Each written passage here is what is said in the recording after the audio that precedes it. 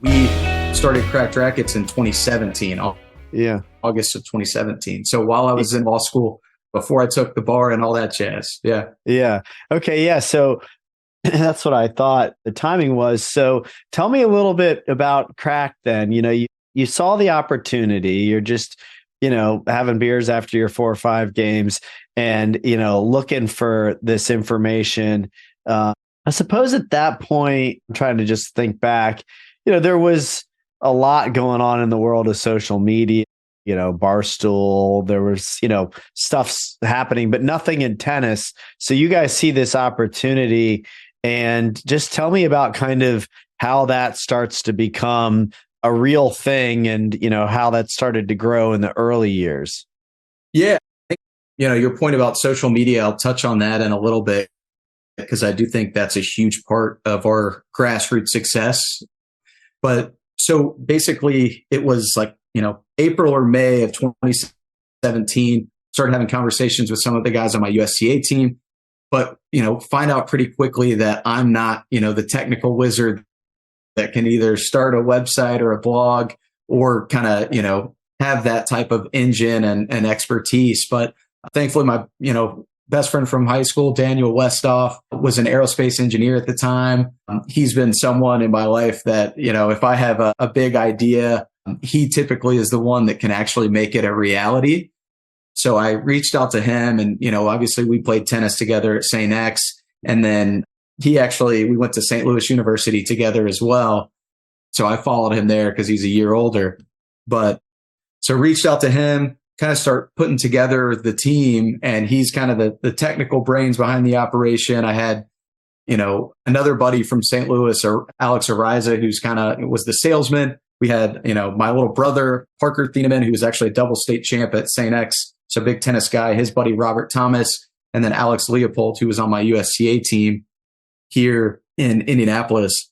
And the funniest part about all this is our whole, core mission was a written blog. Like, we're going to do articles and that's going to be the crux of the business. And we found out probably, 60, 90 days in, and really probably less than that, but 60 days in, we're like, oh my gosh, people these days. And, this is 2017. So 2023 is even worse. People have the attention spans of squirrels, right? So they have to have quick hitting, audio and video content, which naturally led us to the podcast network, which we have 4 of now with the Tennis Channel, 2 of which are, top of the Tennis Channel podcast network, and 1 that's consistently top 5 in the world in tennis podcasts. But then the video component, started kind of coming along February of 2018. So that was our first ITA National Indoors for D1. And this is a very pivotal moment in our business. So we get there and literally no one else is there. No media, no sponsors. We're kind of looking around, and I'd come back after that. And I said, I talked to my dad about it, just trying to get some advice on how to move forward here, because we were just covering it with the podcast and on the blog at that point. And he's like, you either done one of 2 things here. You either struck gold or you're going to be out of business in a couple months here. And, me being me, I'm like, clearly we found a gold mine here if there's no one else in the space, right? But here, 5 years later, we've done every national indoor broadcast since. We'll do 600 college tennis matches at the end of the season from a broadcast standpoint. We launched our cross-court cast, which is basically NFL Red Zone for tennis. And then we have multi-year deals with the ACC, SEC, and the Big Ten. And a lot of our matches, Thursday through Sunday this year, were on ESPN and ACC Network and SEC Network. So we did something right to get to this point. Oh, no question about it. And it's interesting because, we were talking about David Cass, who's a mutual friend of ours. David, when you were at the house, was talking to me about Cracked. I don't know how much I knew about what you guys were doing, but I didn't really understand the kind of how deep of an audience tennis had. And I actually don't remember if I believed just because I wasn't really consuming it. Like I like to play tennis, I like to watch tennis, but I wasn't really following tennis at this point in my life. I did when I was a kid, but I had not really been following tennis, not following college tennis. And so I didn't really understand how big of a market there was for this. And maybe nobody did, because that might have been why nobody was doing it. But it sure seems like, in the last few years, and I don't know how much of this is, credit to what you're doing. I'm sure you're playing some role in it, but in my own circle, I mean, I'm playing at Ohio State, so I'm there 5-6 days a week. But when I go to a match, I'm like amazed at how many people are there. I mean, they're selling out, a Thursday night Big Ten, match. And so it does seem like there's a huge audience for tennis. Well, Coach Tucker, I mean, you have to give him a hell of a lot of credit, because he's, one of the best in the biz, if not the best in the biz, at community engagement and getting people to matches. So, I mean, they have a hell of a product there at Columbus. So, I mean, you're a little spoiled on that front, as I'm sure you know. He's special. Yeah, he is. I mean, what other coach in the country has a, $20 million facility named after him as he's currently coaching? He's the man. Yeah. Ty's the man. And Coach Tucker's been great to work with and really supportive of what we're doing since day one. But, I have to give a lot of kudos to Alex Gruskin on our team, which I'm shocked that it's taken me 30 minutes to even mention him. He truly is, a unicorn in more ways than one. Could be, a Ivy League attorney somewhere doing incredible things if he wanted to. And he scored on the LSAT, high enough to do all that, by the way. But he reached out in, I think it was October of 2017, and DM'd us on Twitter. So this brings back the social media component again, and said, hey, love what you guys are doing. I go to the University of Michigan, and I have actually started a podcast with my buddies out of our dorm room. And before I even get on the call with him, I'm like, okay, well, this kid is definitely in. If he is this fanatically passionate about, anything, let alone what we're doing here for tennis, that he is spending his college years starting a podcast with his buddies instead of doing what most college kids do, right? But then I get on the phone with him, and actually don't tell my parents, but I cut out a class at law school that night to take the call. And I thought it was going to be a 5-minute call, and it was an hour. But I knew at that moment, man, he has a photographic memory, but even more than that, is, fanatically passionate about all things tennis and college tennis specifically, and truly believed, and still does to this day, that like, if there's enough coverage and, there's coverage at all from a broadcast standpoint, other Alex Gruskins are going to come out of the woodworks. Like, there are more Alex Gruskins out there. And so, he really challenged us to get into the college tennis space. And, we were planning to do that anyway, but not to the extent that, he's just such a powder keg of energy in every way. So, we get into that mix, and it all goes back to, Daniel Westoff, former aerospace engineer, Alex Gruskin, who is truly a wonderkind. I mean, you're seeing our team is unbelievable. I'm just super lucky to be working with those guys, because we wouldn't be anywhere. We probably would have, started and finished as a blog back in 2017 without them. So, yeah.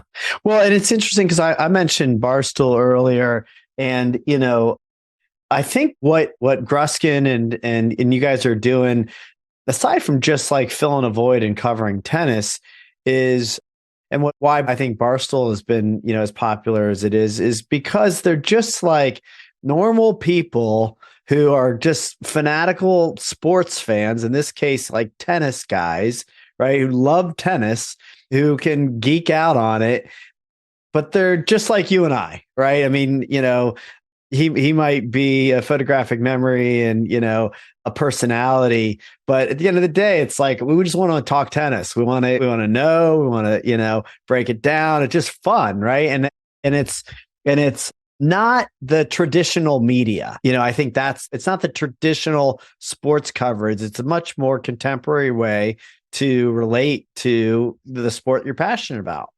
Yeah, no, thank you for bringing that up.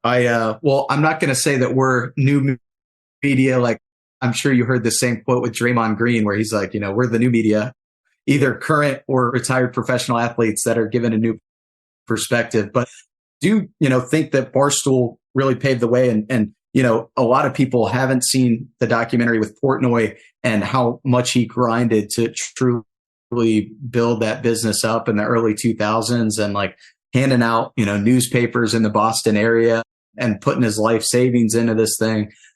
But, I think you're onto something there about, and honestly, the Manning cast is another example of that. Yeah. Pat McAfee, I think is a second iteration of that here in Indianapolis too, where, people, and even to another extent, Steph Curry, I think people love Steph Curry, not because he can, shoot and hit a three from any part of the court, but because he looks like, you and I. Like, he's like 6'2", he's scrawny. He's not, LeBron or Giannis, where he's 7 foot and just like unrelatable at all. I think, all of these things are the same. If things are relatable, it's almost like, Portnoy and the Barstool guys, or Steph Curry or McAfee or the Manning cast, because they're not talking to you or playing their sport from a high throne or whatever. It's unbuttoned, it's unfiltered. It's kind of like you would talk to your buddies watching sports. And I had the opportunity, because I had a buddy of mine who's doing big things at Arizona State. So they brought me in as kind of a guest lecturer a few weeks ago. And, everyone's asking in that class, what's the future of linear TV and what's the future of sports? And I think this is the future of sports. It's streaming. It's, more of these types of conversations where it's just, content with people that are fanatically passionate. I know I've said that a couple times, but they're fanatically passionate about whatever sport or really anything, what you're trying to consume. Is it sports? Is it pop culture? Is it politics? Is it reality TV? You just want to hear from someone who is well versed in it and is, prepared and watches it and covers it like, you would if you were in that position. But just the fanatically passionate, people are going to go into those silos and follow people that are just like them. That's the future of sports and sports coverage, 100%. Yeah. Well, let's talk a little bit about that. I'm actually just thinking like things like Full Swing or Breakpoint, like the sort of normality of getting to know the athlete, that's also, the best part of watching that stuff is like watching them like in their homes in between, right? But talk a little bit about kind of Cracked Media. You guys have expanded and there's a lot going on just kind of, in the media space, in the sports media space, in the tennis space. And so I'm kind of curious just to learn a little bit more behind the scenes as like where you guys are with the business and kind of how you see that evolving from here. Yeah. I'll answer the Netflix doc piece first. So yeah, Full Swing and Breakpoint, I think is just, long overdue, truly, especially for tennis and then golf too. But I think, the biggest thing that individual sports like that is missing from a media coverage standpoint and just, general popularity is character development. I don't think the media has done a good job of building up characters like the NBA or NFL does and has. And I think they've been very intentional in doing so. Like it's, these days, I grew up following the Pacers. So it was Rick Schmitz and Reggie Miller and the team. I'd say if I was, 12, 13, 14, you're following more the individual players. So you don't care if Kevin Durant gets traded from the Nets to the Suns. You're a fan of Kevin Durant. And I think, tennis and golf need to learn from that, from, the NFL and NBA. And I think, Netflix is doing a fantastic job, and the production team, the guys that did F1 and now Breakpoint and Full Swing. You're exactly right. We just want character development. We want to know, the behind the scenes of Taylor Fritz and Dustin Johnson and these guys. We love that they're top 10 in their sport and are going to compete in majors and grand slams, but more so we want to know like what their family's like how they interact with, their kids or their loved ones or what their interests are off the court. And, I think that's what's made them so popular. And just for us being, tennis guys, I'm super excited for Breakpoint, like the second, 5 episodes to drop here in a couple of months, because, I think there was a lot of bad timing for Breakpoint with, all the Kyrgios getting injured, and then, just a lot of things didn't break our way. But I think, I think it's really going to blow up after these next 5 episodes, because personally, I think they're even better than the first batch. Yeah. Cool. So that's the first question, and apologize for the long-winded answer. That's but okay. The second is, what's the future of Cracked Media, and what else are we doing? So we're actually in the process in launching a college football brand. So we have it's always, and this probably better than most, is when you're building a business, the toughest part whenever you're trying to scale is finding not only quality people, but quality people that are going to work hard and are going to be fanatically passionate about what they're doing, to the point that it doesn't really feel like a job to them. So we've been, very intentional in that way. I think we've got the infrastructure from a broadcasting standpoint, our podcast and kind of media arm, all of that, the social media and marketing team, we kind of have a good roadmap there to get into other sports. But, we didn't want to get into another sport just to do it and just to, whatever. So Joe Pucciarelli he coached at FAU with Lane Kiffin, has a really good Rolodex of college football coaches and players, execs, and brands, honestly. So, we're getting into college football.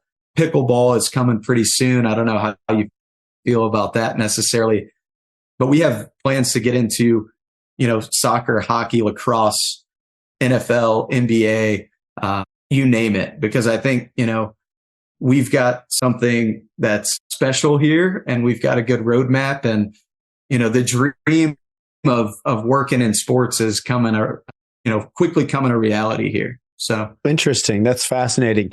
I didn't know you guys were getting into all those sports. I remember hearing maybe that you were thinking about golf or, expanding into other sports, but you're really getting into all of them. I mean, that's a pretty big leap. I mean, it makes sense because in a lot of ways, you're still trying to fill the same void. The voice and the approach that you're taking, especially, bringing in the college aspect, I don't think that exists. I mean, sure, college football, college basketball, they probably, already not probably have a tremendous amount of coverage, but it's different. And I don't know, there's something different about the way you guys are doing it that would make sense that it would translate to other sports.